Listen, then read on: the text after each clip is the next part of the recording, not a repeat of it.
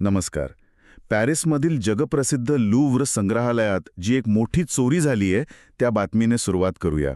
या घटनेनं फक्त फ्रान्स नाही तर पूर्ण कला आणि सुरक्षा विश्वातच एक प्रकारची खळबळ उडाली आहे. हो, आणि खळबळ म्हणजे काय? प्रचंड खळबळ. ही फ्रान्सच्या इतिहासातली कदाचित सर्वात धाडसी चोरी म्हणता येईल. हायटेक चोरी. बरोबर. धाडसी आणि चिंताजनक सुद्धा. कारण लूव्र म्हणजे फक्त एक संग्रहालय नाहीये ना. अजिबात नाही. ते तर जागतिक सांस्कृतिक वारशाचं प्रतीक आहे.